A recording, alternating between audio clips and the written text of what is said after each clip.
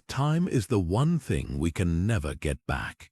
As Seneca once wrote, it is not that we have a short time to live, but that we waste much of it. Have you ever stopped to think about how much of your day is spent on things that truly matter? The Stoics understood something that many of us overlook. Time is our most valuable resource, yet we often squander it on distractions, trivial concerns, and things beyond our control. In this video, we're diving into the 10 things Stoics refuse to waste their time on, and why adopting this mindset can transform not just how you live, but how you approach each moment. So, if you've ever felt like your days are slipping away faster than you'd like, stay with me. You might just discover the tools to reclaim your time and focus on what really counts. Do you ever catch yourself replaying old mistakes in your mind, wishing you could go back and do things differently? Maybe it's a career decision you regret making or a relationship you wish you had handled better. These thoughts can feel like an unshakable weight pulling you away from the here and now, but the Stoics believed that dwelling on the past is one of the most unproductive ways we can spend our time. Marcus Aurelius famously said, "You have power over your mind, not outside events. Realize this and you will find strength. The past is gone, and no amount of regret or rumination can alter it.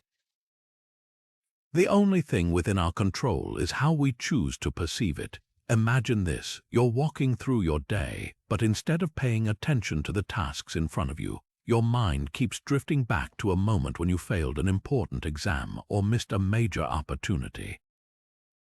You might think, if only I had worked harder, I wouldn't be in this position now. Sound familiar? This mindset doesn't just drain your energy, it prevents you from fully engaging with the life you're living right now.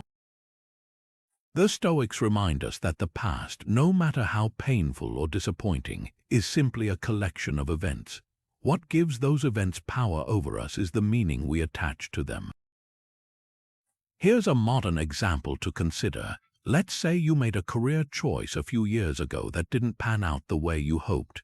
Maybe you took a job that seemed promising, but it didn't align with your goals, and now you feel stuck. You might find yourself obsessing over that decision, thinking, if only I had chosen differently, I'd be in a better place today. But what the Stoics teach us is that this kind of thinking only prolongs our suffering. Instead of focusing on what went wrong, they encourage us to redirect our attention to what we can do now to move forward. What lessons did that experience teach you? How can you use that knowledge to make better decisions today? Shifting your focus to the present moment doesn't mean ignoring the past or pretending those regrets don't exist. It means accepting the past for what it is: a teacher, not a jailer. Marcus Aurelius believed that while we cannot change what has already happened, we have the power to determine how it shapes us. By changing our perspective, we can transform regret into growth and action. So take a moment and ask yourself, what would happen if you let go of the weight of the past? Could you show up more fully in the present? Could you channel your energy into things that actually matter right now? The next time you catch yourself dwelling on something you can't change, remember, your power lies not in rewriting the past, but in choosing how you move forward. Epictetus once said, "There is only one way to happiness, and that is to cease worrying about things which are beyond the power of our will." This single teaching captures a foundational principle of Stoic philosophy: the distinction between what we can control and what we cannot. Yet, how often do we find ourselves doing the exact opposite, complaining about the weather, grumbling over traffic, or venting frustration about someone else's behavior? But here's the harsh truth: the time and energy we spend lamenting these external events do absolutely nothing to change them. Imagine this common scenario: you're stuck in bumper-to-bumper traffic, 20 minutes late for an appointment. You keep glancing at the clock, your fingers tapping impatiently on the steering wheel, and you mutter under your breath, "Why is there always traffic when I need to be somewhere?" Now pause for a moment and ask yourself, did that complaint make the cars move faster? Did it improve your situation in any way, or did it simply leave you feeling more stressed and frustrated? The Stoics would argue that this kind of reaction is not only futile but also harmful. Why? Because it focuses our attention on things completely outside of our control, things like traffic, the weather, or the actions of others. Instead of obsessing over what we cannot change, the Stoics believed we should redirect that energy toward what we can control, our own thoughts, actions, and attitudes. In the case of the traffic jam, while you can't make the cars disappear, you can control how you respond. Maybe use the time to listen to an audiobook you've been meaning to finish, or take a few deep breaths to center yourself. The key is realizing that your peace of mind doesn't have to be dictated by outside circumstances. Here's another simple example. Think about how many times you've heard someone complain about the weather. Ugh, it's raining again, or it's way too hot today. But no matter how much you groan about the rain or the heat, the weather won't suddenly change to accommodate your preferences. Instead of focusing on what's wrong, the Stoics would encourage us to approach the situation with acceptance. If it's raining, grab an umbrella and find beauty in the sound of the drops hitting the ground. If it's a scorching day, take it as an opportunity to slow down and appreciate the shade. Complaining adds nothing to these situations except unnecessary negativity. So here's a question for you to reflect on. How much of your day is spent complaining about things you can't control? Is it a few minutes, an hour, or maybe more? And what would happen if you used that time and energy differently? What if, instead of wishing things were different, you shifted your focus to making the best of the way things are? Ultimately, the Stoics weren't advocating for passivity or resignation. They weren't saying you should accept poor circumstances without ever trying to improve them. Instead, they taught that we should act where change is possible and practice acceptance where it isn't. This mindset shifts our focus from feeling like victims of our circumstances to becoming active participants in our lives. So, the next time you find yourself complaining about something as trivial as traffic or the weather, stop and ask yourself, does this deserve my time and energy? And more importantly, is this something I can change, or is it time to let it go? By learning to focus only on what's within our control, we can free ourselves from the frustration and stress that often come with trying to control the uncontrollable. Why should the opinion of others rule your life? It's a bold question, but one that strikes at the heart of a common struggle. We often expend so much time and energy seeking approval from others, whether it's through our actions, our words, or even our curated online personas. The Stoics, however, would ask us to pause and reconsider. Why are we letting something so fleeting, so utterly outside of our control, dictate how we live? Marcus Aurelius put it simply, you have to realize that the praise of others is never worth pursuing. And he's right. The opinions of others may come and go, but your sense of self should remain steady and unshaken. Let's take a modern example. Think about the time you've spent posting on social media. Maybe it's carefully choosing the perfect photo, crafting a witty caption, or endlessly refreshing your notifications to see how many likes, comments, or shares you've received. In that moment, your mood might rise and fall with the opinions of others, whether they approve of your post, validate your effort, or even notice at all. It's easy to feel an emotional high from their approval, but it's just as easy to feel deflated or even rejected when the response doesn't match your expectations. The Stoics would argue that this kind of dependence on external validation is a trap. Why? Because it places your sense of worth in something you can never fully control, the perceptions of others. Imagine a life where the opinions of others don't carry so much weight. Picture yourself making decisions not based on what will impress someone else, but on what aligns with your values and goals. This is the essence of Stoic self-reliance. The Stoics believed that true contentment comes from within, from being guided by your own reason and principles rather than the shifting and unreliable judgments of others. Marcus Aurelius often reminded himself of how insignificant and impermanent other people's opinions truly are.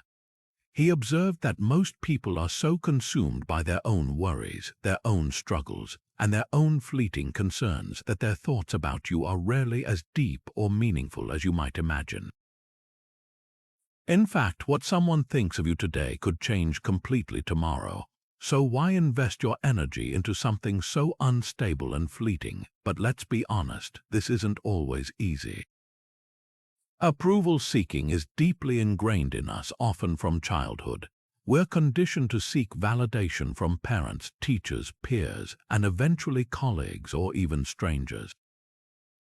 The key, though, is not to eliminate connection or feedback from others. It's to shift your focus from approval to authenticity. Ask yourself, am I doing this because I believe it's right or because I want someone to notice or applaud me? When you start filtering your actions through this question, you'll quickly see where external validation may be driving you more than you realized.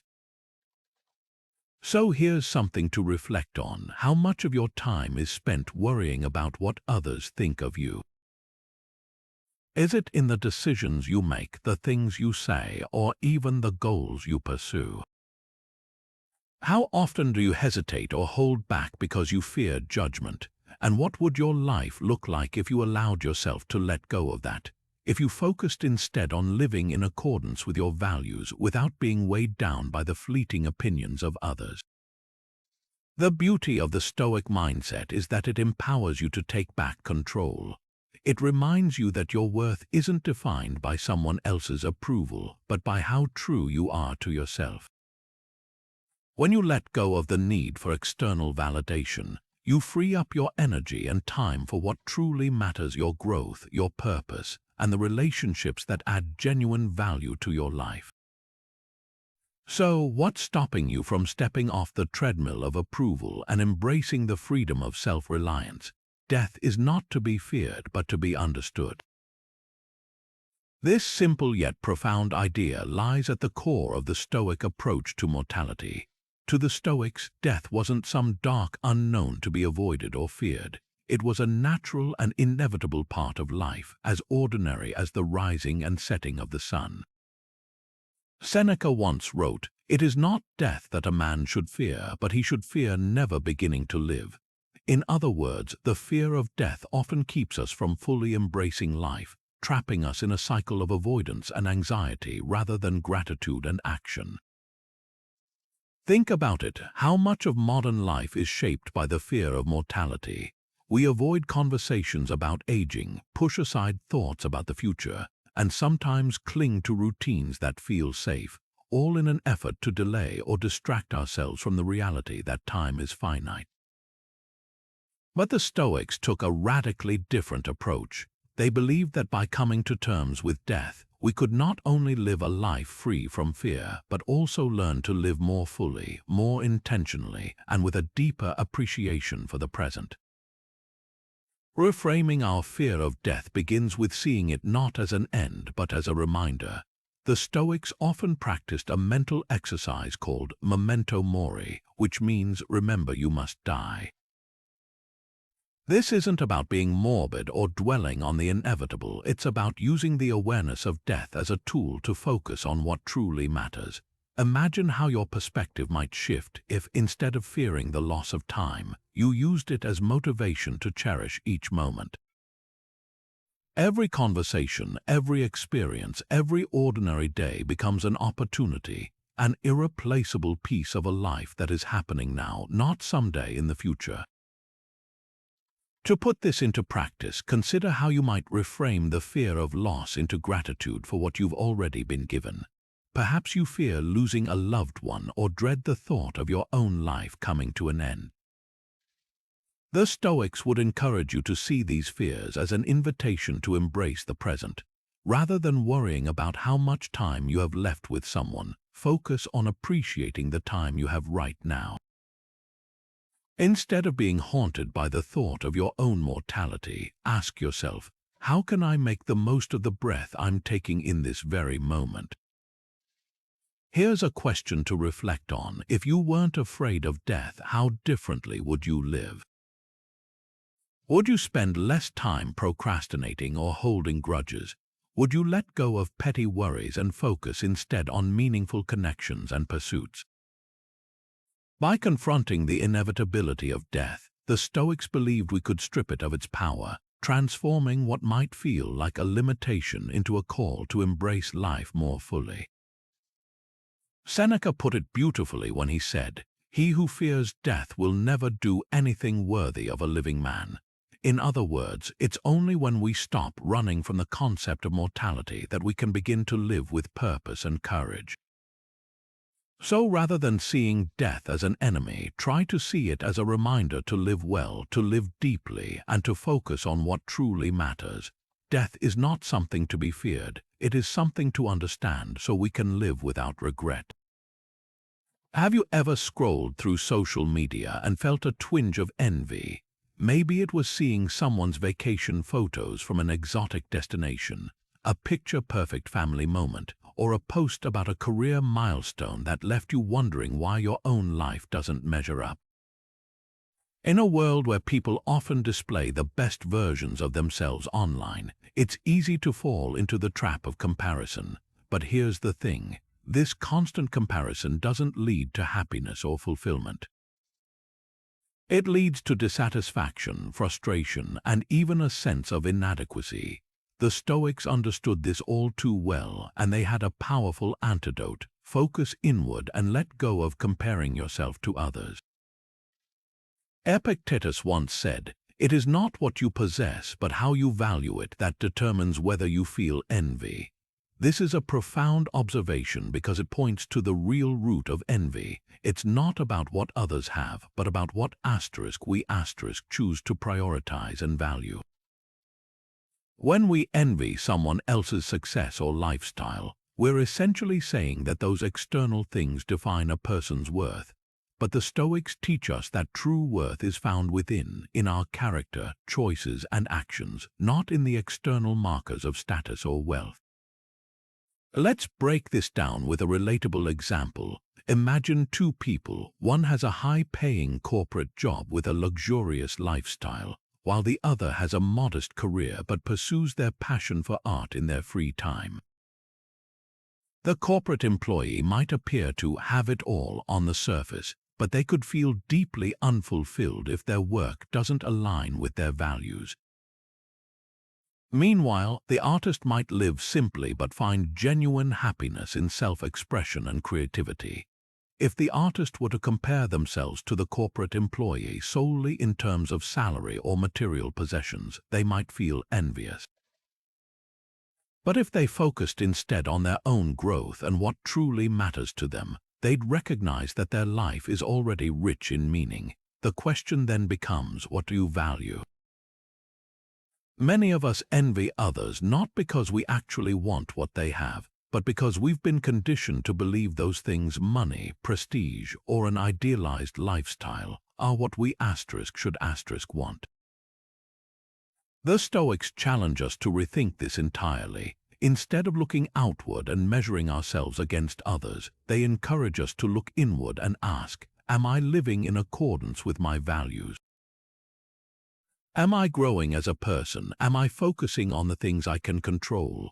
These are the metrics that truly matter. Reflect on this for a moment. How much of your energy is spent comparing your life to someone else's? Maybe you've measured your career against a colleague's, your body against an influencer's, or your relationship against a picture-perfect couple online. And what has that brought you? Likely it hasn't brought you peace or progress. It's only distracted you from focusing on your own journey. To move away from envy, start by redefining success on your own terms.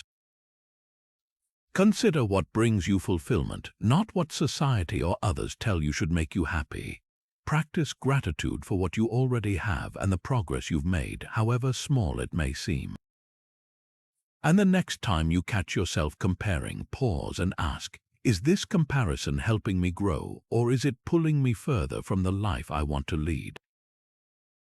The key, as the Stoics teach, is to value the right things, strengthen your inner world, your character, your virtues, your ability to navigate life with resilience and purpose. That's where true contentment lies. When we let go of envy and comparison, we free ourselves to focus on what really matters, becoming the best version of ourselves, not a lesser version of someone else. How often do you let anger, fear, or frustration take over your day? Maybe it starts with something small, like a coworker speaking to you in an abrupt tone during a meeting. At first, you feel a flash of irritation, but instead of letting it go, you replay the moment in your head over and over. By lunchtime, you're still stewing, and by the time you get home, those negative feelings have snowballed, affecting how you speak to your family or unwind in the evening. It might sound familiar because negative emotions, when left unchecked, can quickly take control of our minds and actions. But the Stoics offered a way out of this cycle, a way to master our emotions instead of being mastered by them. Marcus Aurelius wrote, "You have power over your mind, not outside events. Realize this, and you will find strength." This teaching lies at the heart of Stoic emotional resilience. The Stoics didn't teach us to suppress or ignore emotions. That's a common misconception. Instead, they emphasized understanding and managing them through rational thought. They believed that emotions like anger or fear don't arise from the events themselves, but from the judgments we attach to those events. In other words, it's not what happens to us that determines how we feel, it's how we interpret and respond to those experiences.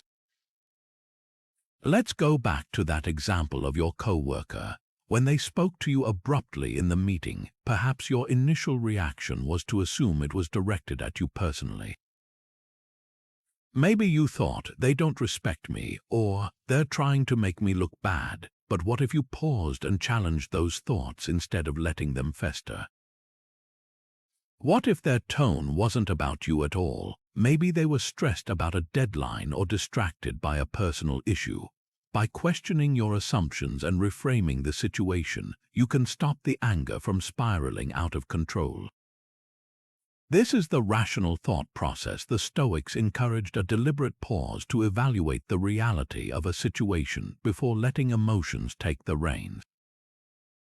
The beauty of this practice is that it applies to all kinds of negative emotions, from annoyance to fear. Take fear, for instance. The next time you're feeling anxious about a future event, a job interview, or an important conversation, ask yourself, what's the worst that could realistically happen? Often, you'll realize that the worst-case scenario isn't as catastrophic as your imagination is making it out to be. And even if it is, the Stoics remind us that many challenges are within our ability to endure and overcome. Seneca put it perfectly, we suffer more often in imagination than in reality.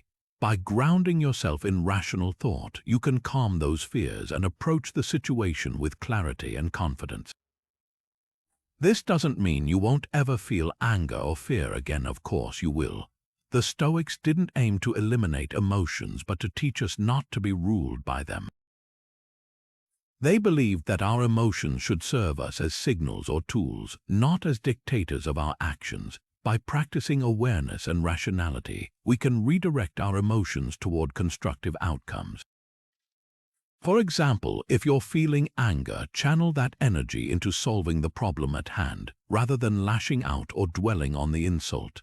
If you're feeling fear, let it motivate you to prepare better rather than paralyze you. So, here's something to reflect on. How often do your negative emotions dictate your actions or ruin your day? And how might things change if you took a step back, examined your thoughts, and reframed the situation? The Stoics remind us that we always have a choice. We can let anger, fear, or frustration control us, or we can choose to respond with reason and intention. By mastering our emotions, we reclaim our power, our peace of mind, and ultimately the quality of our lives. Seneca once said, While we waste our time hesitating and postponing, life is slipping away.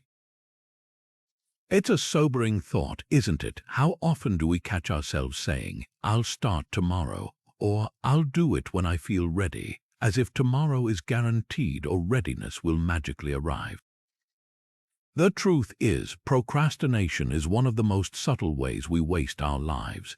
It disguises itself as harmless, a little delay here, a quick distraction there, but over time, it steals opportunities we can never get back. The Stoics understood this deeply, which is why they urged us to act decisively and make the most of each moment. From the Stoic perspective, procrastination isn't just about putting off tasks, it's about failing to live fully in the present. Every delay, every excuse, every moment spent hesitating is a moment we could have used to move closer to our goals, grow as individuals, or create something meaningful. The Stoics believed that our time on this earth is limited, and because of that, every second matters. Marcus Aurelius reminded himself of this often, writing, "You could leave life right now." Let that determine what you do and say and think. This isn't meant to be a grim warning, but a call to action, a reminder that the only time we truly have is the present moment. Let's think of a practical example. Have you ever set a personal goal? Maybe it's learning a new skill, starting a fitness routine, or working on a creative project but kept putting it off. You tell yourself you'll begin next week, after the holidays, or when life feels less busy. But weeks turn into months, and months turn into years, and before you know it, the opportunity has slipped away, leaving you with regret instead of progress. The Stoics would urge you to stop waiting for the perfect time. According to them, the perfect time is now. Procrastination often stems from fear, a fear of failure, fear of discomfort, or even fear of success. But the Stoics taught us to confront those fears directly. They believed in taking bold, disciplined action, even when it's uncomfortable.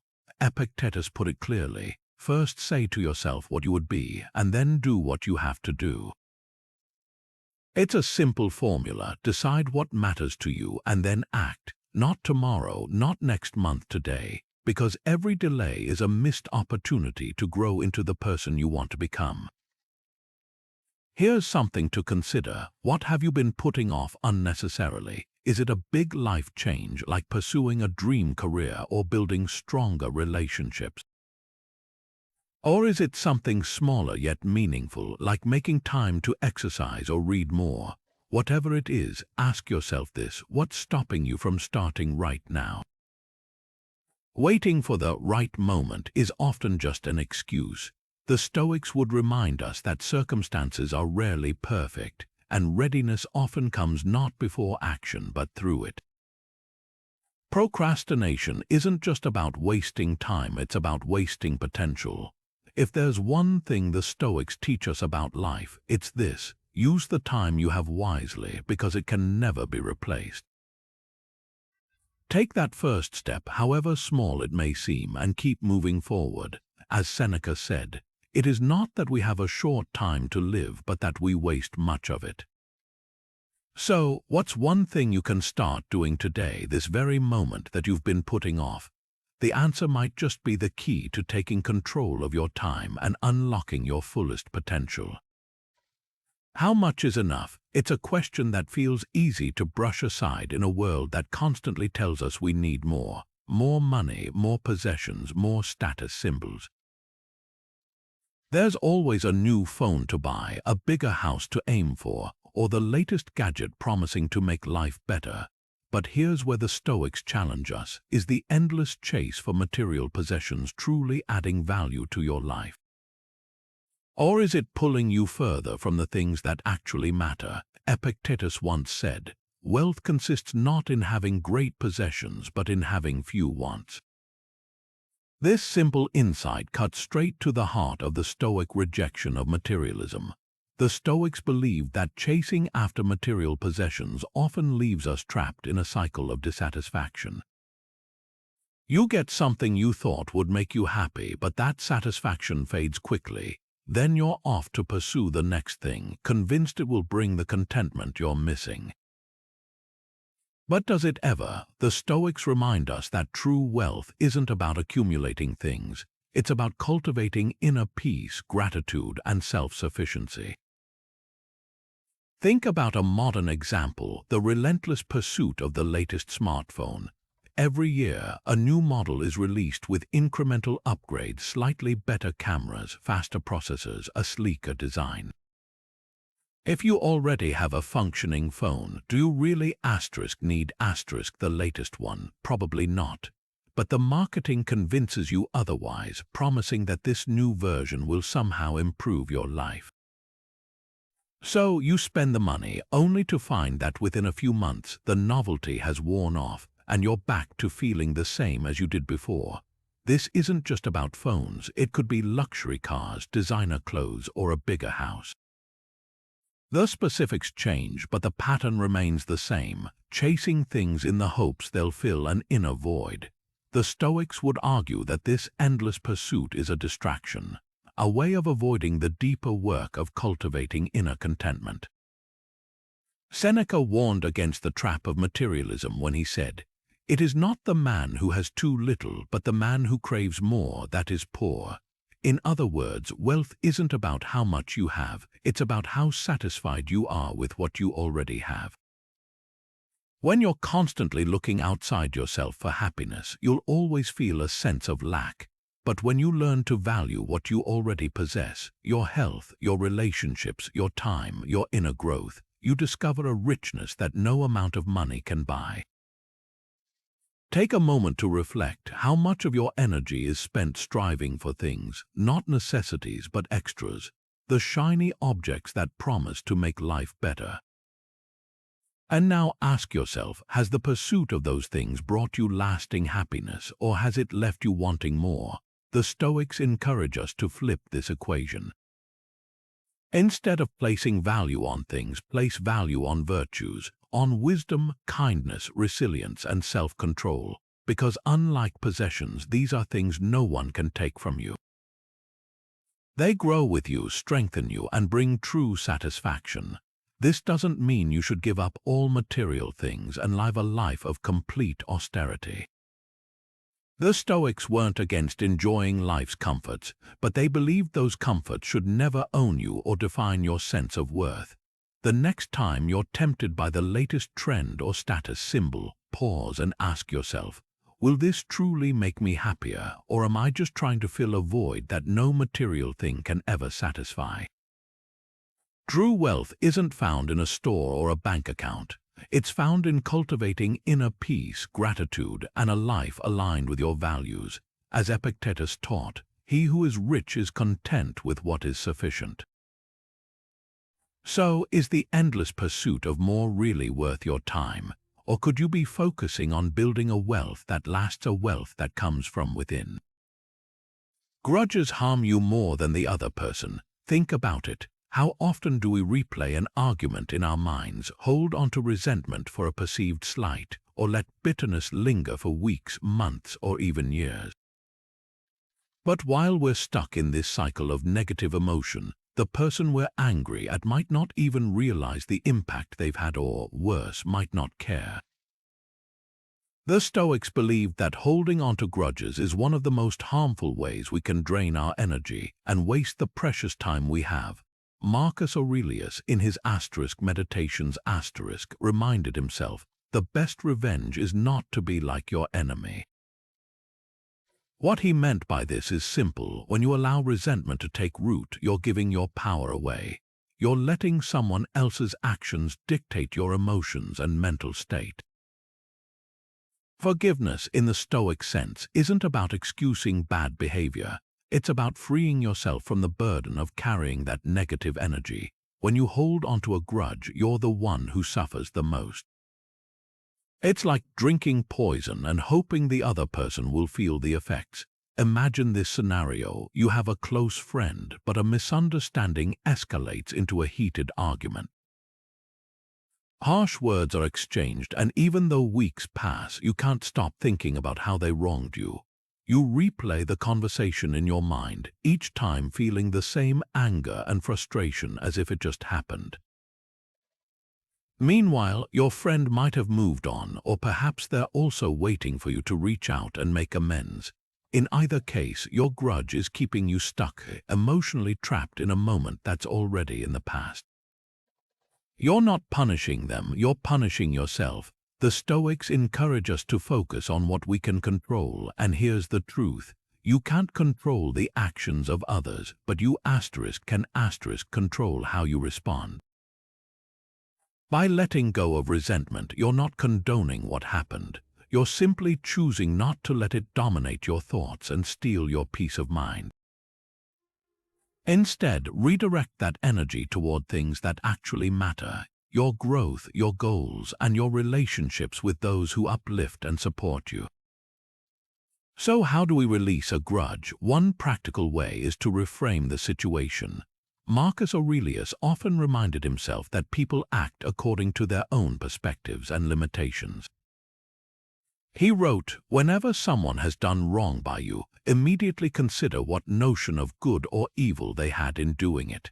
In other words, many of the conflicts we face come down to misunderstanding, ignorance, or different values, not malicious intent.